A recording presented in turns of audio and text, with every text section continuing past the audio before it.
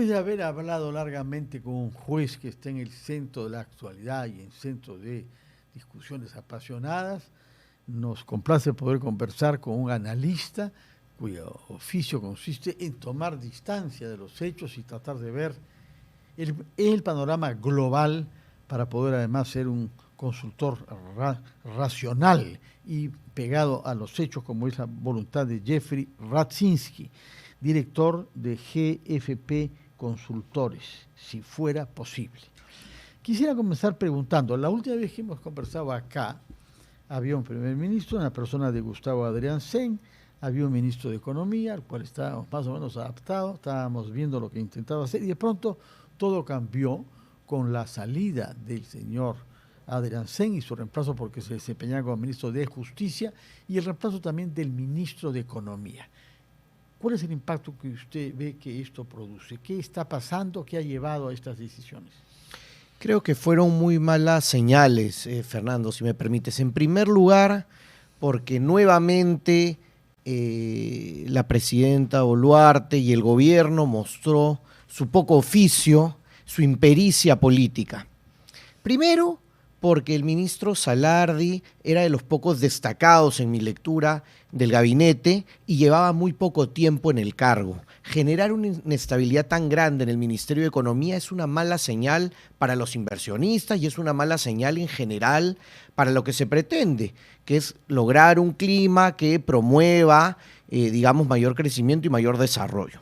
En segundo lugar, porque nuestra propia Constitución lo que dice es que un gabinete se forma a propuesta del presidente del Consejo de Ministros con el presidente de la República.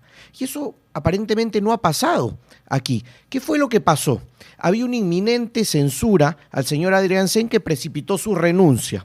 ¿Y qué hicieron? Colocaron al ministro de Justicia, Arana, como presidente del Consejo de Ministros con el mismo gabinete. Solo cambiaron economía, aparentemente porque no estaba dispuesto el señor Salardi a someterse a lo que dicte el Congreso y algún círculo cercano de la presidenta de la República. Entonces volvieron a colocar el mismo gabinete, no hubo propuesta de nada, salvo que la propuesta haya sido exactamente un calco de lo que tenían antes. Entonces creo que es un mal mensaje por varios lados. Y el correlato de esto es que ha continuado este desprestigio, este repudio enorme a la clase política y al gobierno en particular. Yo creo que hay que subrayar esto. Nunca hemos tenido un gobierno tan repudiado, con tan alta desaprobación. Sí es cierto, en mi lectura, que hemos tenido gobiernos con peores gestiones, pero nunca tan despreciados por la ciudadanía.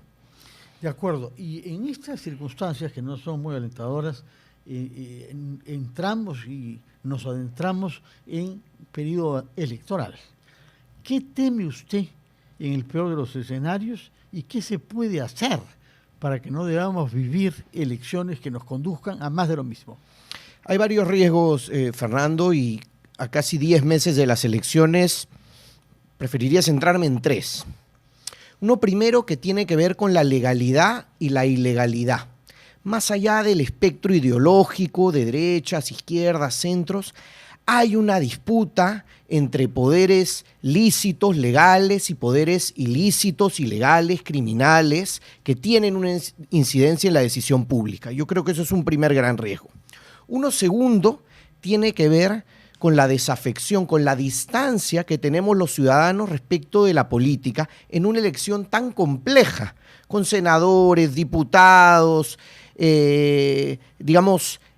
con múltiples elecciones que van a converger en abril del próximo año. Entonces ese es un segundo riesgo, que lleguemos nuevamente muy poco informados, con una cantidad de candidatos enorme que hace materialmente imposible seguir a tantos, y creo que es un segundo riesgo. Y creo que hay un tercero que tiene que ver con cómo termina este gobierno y qué es lo que sucede en los próximos meses. Y va desde el riesgo en la economía, con temas fiscales que pueden dejar bombas de tiempo al próximo gobierno, o temas que tienen que ver con la inseguridad y la violencia, que preocupa tanto, con justificada razón, a los peruanos, y que viene en aumento sin aparente solución y que podría derivar también, Fernando, en violencia política.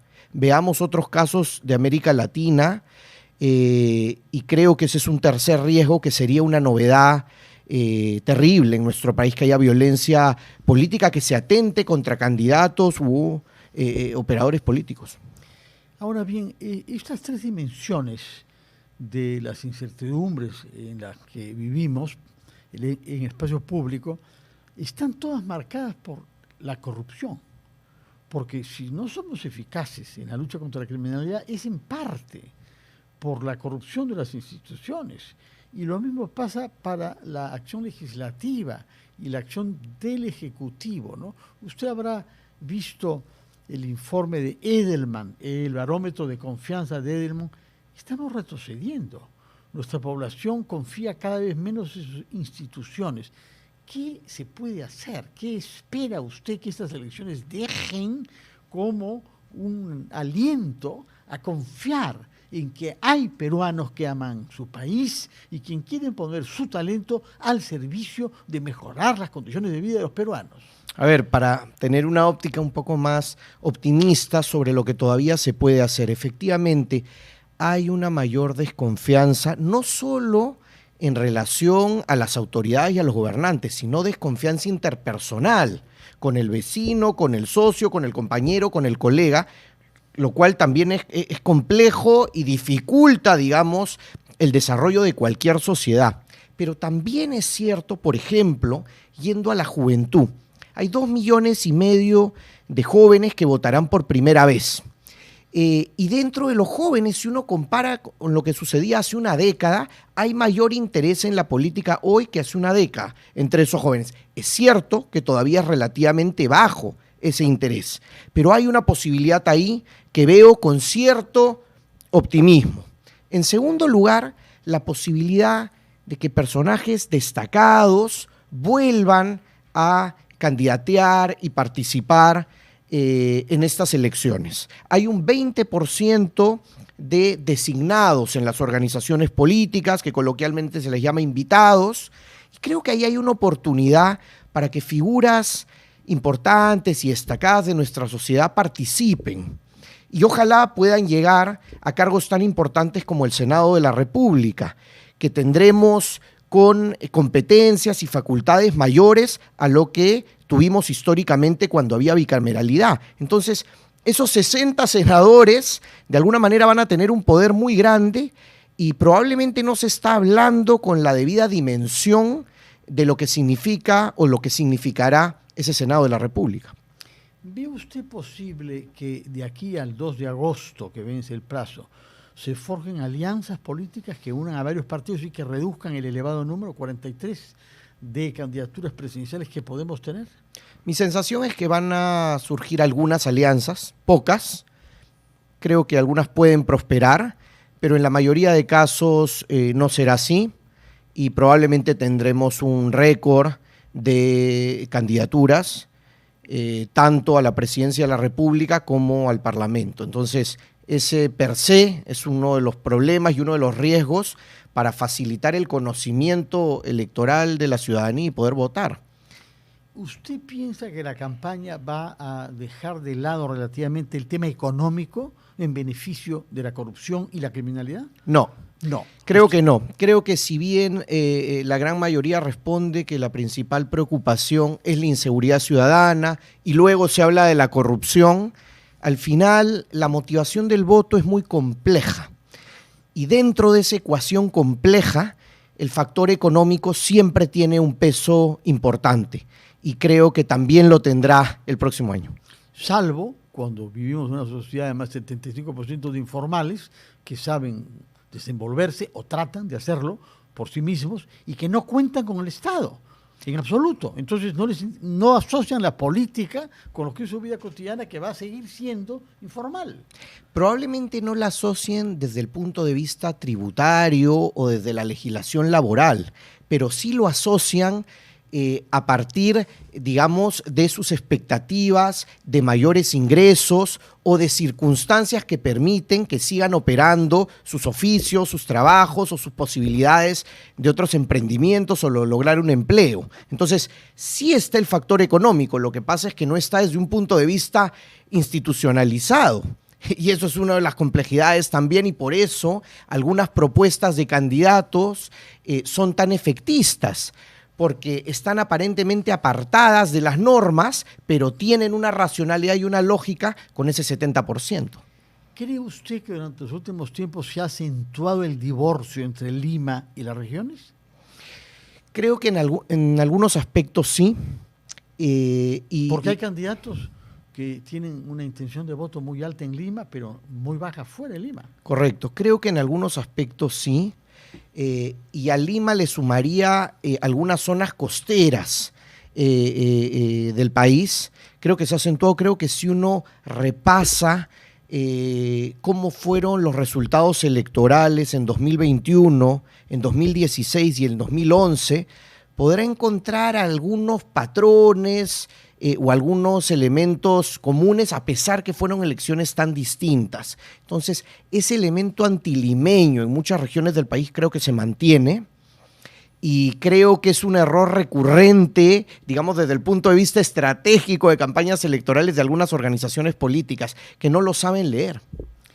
Cuando usted es consultado por sus clientes sobre si es razonable invertir o no en el Perú, digamos, ¿qué es lo que se toma más en cuenta? ¿La corrupción, la imprevisibilidad judicial o la criminalidad?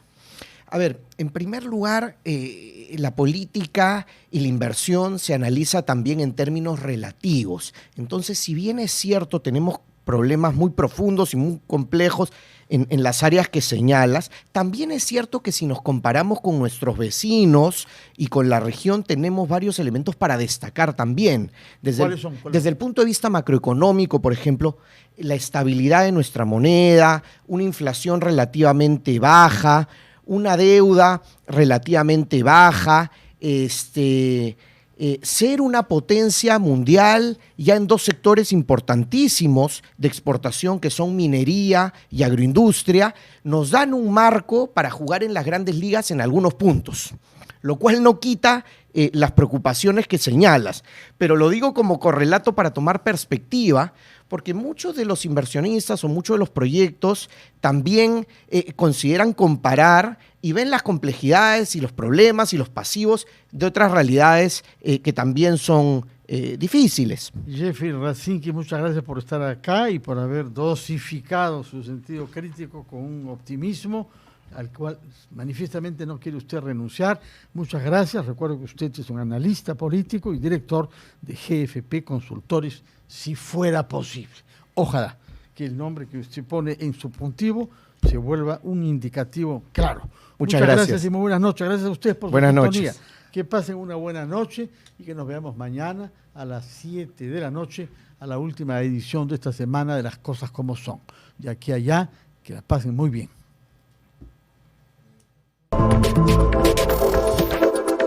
Thank you.